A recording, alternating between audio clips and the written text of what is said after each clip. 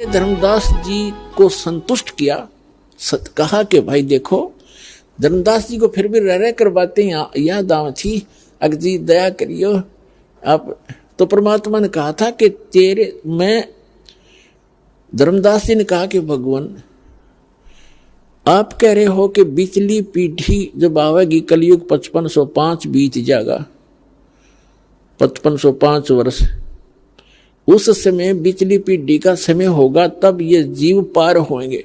तो धर्मदास जी ने कहा कि परमात्मा आज तो आप बता रहे हो कि कलयुग डे बाय डे बिगड़ेगी बात सारी, दिन प्रतिदिन लोगों की वृत्ति खराब होती जाएगी कलयुग में, और जब घोर कलयुग आओगा तब तो सब लुटेरे हो जाएंगे, शराबी कबाबी हो जाएंगे। तो परमात्मा 600-500 वर्ष पहले आगे जब ये समय आएगा, उस समय तो लोग और ज्यादा बिगड़ जाएंगे, तब कैसे पार होंगे वो, और मेरे वंशज कैसे पार होंगे। तब परमेश्वर कबीर जी ने कहा था कि भाई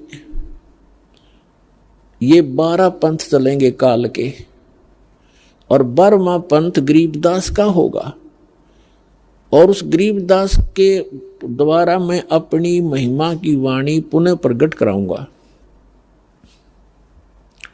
और उस गरीबदास वाले पंथ में आगे चल के धर्मदास मैं स्वयं आऊंगा, और मैं फिर उनको सबको पार करूंगा। बेशक किसी की कैसी ही वृत्ति हो जाएगी, क्योंकि बगैर ज्ञान के तो आत्मा, ये जीव गलती पे गलती करता ही रहता है। जब इसको ज्ञान हो जाएगा फिर ये हाथ भी नहीं लाओगा उन बुराइयों को जो भक्ति बाधक होंगी। तो मैं स्वयं जाऊंगा, उन सबको फिर से नए सिरे से ज्ञान दूंगा, और धर्मदास सतयुग जैसा माहौल बनाऊंगा पूरे विश्व में, और मैं सतनाम दूंगा, सारनाम दूंगा, सब शिक्षित करूंगा पहले। और कलयुग इसीलिए बनाया है ये कि इसमें मशीनरी युग होगा, और ऐसे उपकरण बनाए जाएंगे, सबको शिक्षित करूंगा, और फिर मेरे बच्चों को मैं अपनी पहचान कराऊंगा, सब सदग्रंथों से भगवान की महिमा का वर्णन कराऊंगा, और सबको पार करूंगा। तेरे वंशज भी पार हो जाएंगे। तेरे को 42 वंश का आशीर्वाद इसलिए दिया है कि सभी अच्छी आत्माएं तेरे घरों में जन्म लेंगी, और जब वो मेरी शरण में आएंगी, नाम ले लेंगे तो पार होंगे, नाम ना लेंगे तेरे क्या कोई भी पार नहीं होगा। और जब कलयुग 5505 बीत जाएगा, उस समय बिचली पीढ़ी का समय प्रारंभ होगा। उस समय सारे विश्व को पार करूंगा, सतनाम का और सार नाम का सब जगह बोलबाला होगा। जो भी सतनाम और सार नाम को ले लेगा धर्मदास, तेरे वंशज का सारा विश्व पार हो जाएगा।